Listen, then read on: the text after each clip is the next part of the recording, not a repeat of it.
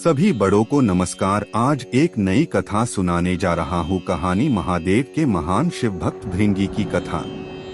महादेव के गणों में से एक है भृंगी। एक शिव भक्त के रूप में भृंगी का नाम अमर है। कहते हैं जहाँ शिव होंगे वहाँ गणेश, नंदी, श्रृंगी, भृंगी, वीरभद्र का वास स्वयं ही होता है। शिव शिवा के साथ में उनके ये गण अवश्य रहते हैं। इनमें से सभी प्रमुख गणों के बारे में तो कहानियां अपने सुनी होंगी हैं।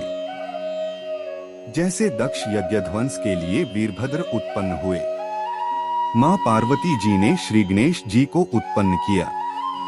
नंदी तो शिव के वाहन हैं, जो धर्म के अवतार हैं। शिलाद मुनि के पुत्र के रूप में जन्म लेकर शिवजी के वाहन बने नंदी। आपने यह सब कथाएं खूब सुनी होंगी, पर क्या प्रमुख शिवगण भृंगी की कथा सुनी है?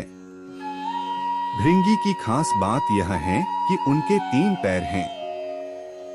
शिव विवाह के लिए चली बारात में उनका जिक्र मिलता है, बिनु पद होए कोई।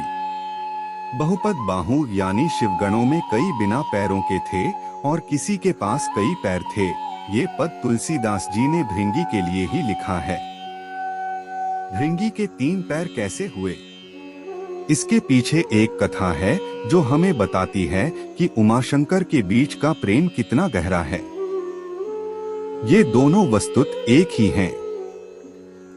दरअसल भृंगी की एक अनुचित जिद ही वजह से सदाशिव और जगदम्बा को अर्धनारीश्वर रूप धारण करना पड़ा।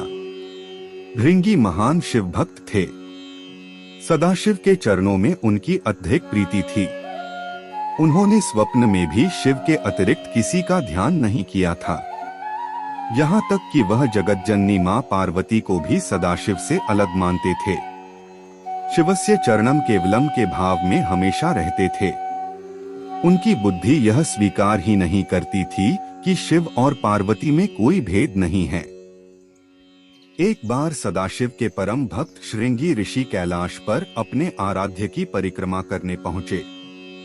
सदैव की तरह महादेव के बाईं जंघा पर आदिशक्ति जगदम्बा विराजमान थीं। महादेव समाधि में थे और जगदम्बा चैतन्य थीं। जगदम्बा के नेत्र खुले थे। भृंगी तो आए थे शिवजी की परिक्रमा करने। शिवजी तो ध्यान मग्न थे।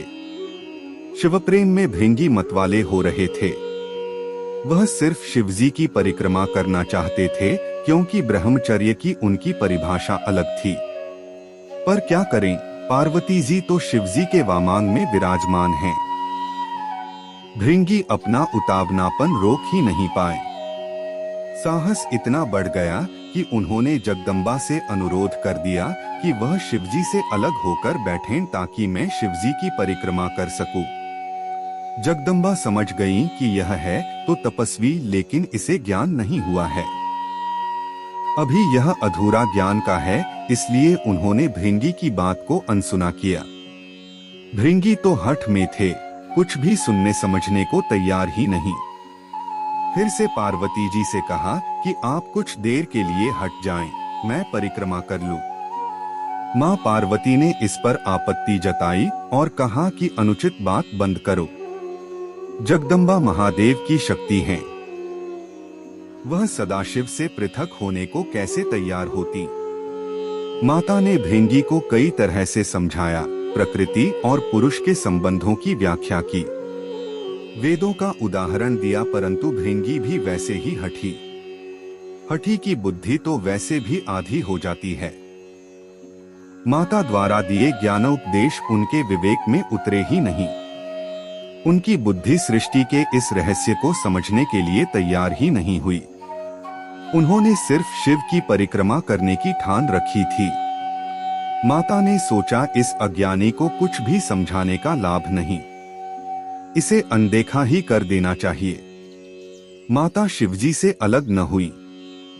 भृंगी ने भी हठ ही पाल रखा था। अपने मन की करने के लिए एक योजना बना ली। भृंगी ने सर्प का रूप धारण किया और शिवजी की परिक्रमा करने लगे। सरकते हुए वह जगदम्बा और महादेव के बीच से निकलने का यत्न करने लगे। उनकी इस धृष्टता का परिणाम हुआ कि शिवजी की समाधि भंग हो गई। उन्होंने समझ लिया कि मूर्ख जगदम्बा को मेरे वाम अंग पर देखकर विचलित है, वह दोनों में भेद कर रहा है। इसे सांकेतिक रूप से समझाने के लिए शिवजी ने तत्काल अर्धनारीश्वर स्वरूप धारण कर लिया। जगदम्बा अब उन्हीं में विलीन हो गई थी। शिवजी दाहिने भाग से पुरुष रूप में और बाएं भाग से स्त्री रूप में दिखने लगे। अब तो भृंगी की योजना पर पानी फिरने लगा। हठी का हठ तो भगवान से भी ऊपर जाने लगता है। भृंगी ने इतने पर भी हिम्मत नहीं हारी। उन्हें तो बस शिवजी की ही परिक्रमा करनी थी। अपनी जिद पूरी करने के लिए एक और मूर्खतापूर्ण प्रयास किया। अब भृंगी ने चूहे का रूप धारण कर लिया।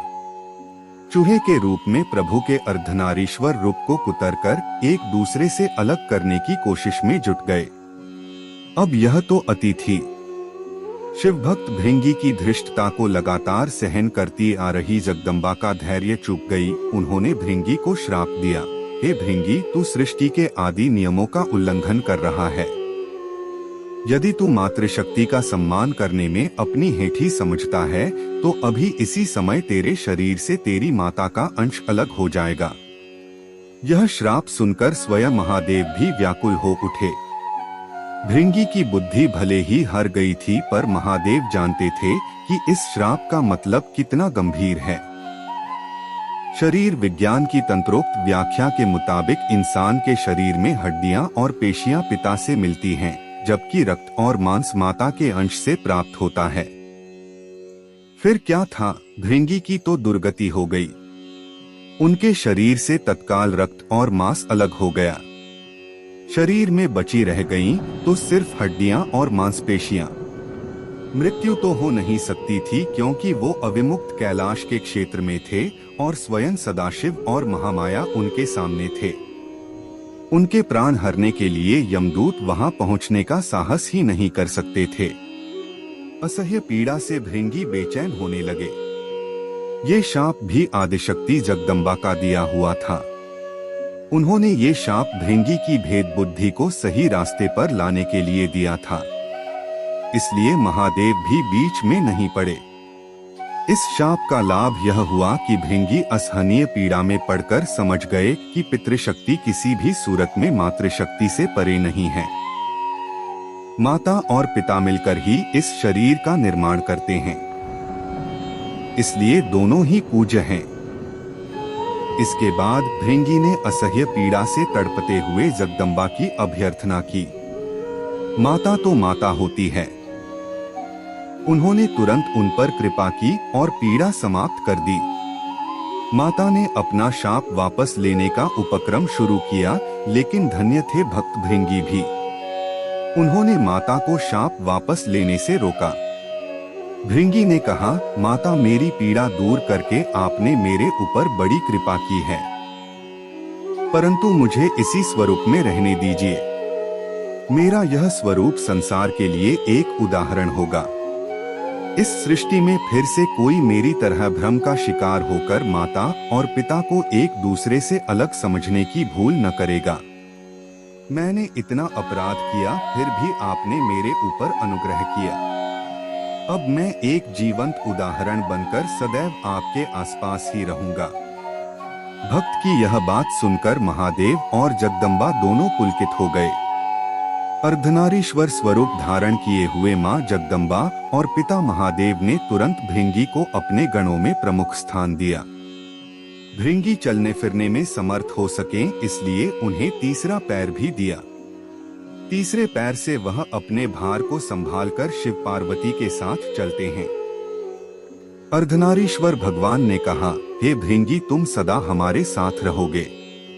तुम्हारी उपस्थिति इस जगत को संदेश होगी कि हर जीव में जितना अंश पुरुष है उतनी ही अंश है नारी।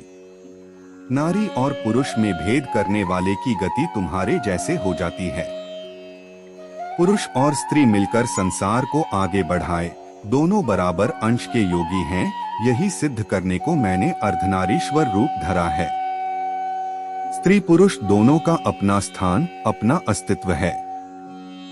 इसे नकारने वाले को शिव शिवा दोनों में से किसी की भी कृपा प्राप्त नहीं होती। वह जीव मृत्यु लोक में सदा शिव शिवा की कृपा के लिए तरसता ही विदा हो जाएगा। भृंगी को वो पद प्राप्त हुआ जिसे हासिल करने के लिए इंद्रादि बड़े बड़े देवता भी लालायित रहते हैं। संसार को मैथुनी सृष्टि की व्यवस्था शिवजी ने दी है। इसके लिए उन्होंने सबसे पहले ब्रह्मा को अपना अर्धनारीश्वर स्वरूप दिखाया।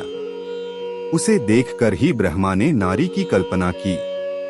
नारी और पुरुष के संयोग से सृष्टि रचना की व्यवस्था दी, अर्थात नर नारी मिलकर सूक्ष्म ब्रह्मा की तरह सृष्टिकर्ता हो जाते हैं। फिर शिव ने जगदम्बा के साथ विवाह व्यवस्था दी। सर्वप्रथम विवाह शिवजगदम्बा का ही है। दोस्तों, इस वीडियो में बस इतना ही। मिलते हैं अगले वीडियो में। अपना ख्याल रखिएगा। उम्मीद है कि आपको यह कहानी पसंद आई होगी। आपका कोई भी सुझाव है तो मुझे कमेंट में कह सकते हैं। कृपा करके आप मेरे चैनल को सब्सक्राइब करें और मेरी वीडियो को लाइक करें, ताकि मुझे धार्मिक वीडियो बनाने का हौसला मिलता रहे और आप सबका प्यार भी मिलता रहे। कृपा मेरे चैनल को सब्सक्राइब करें। अब मैं मिलता हूँ आपको अगली वीडियो में।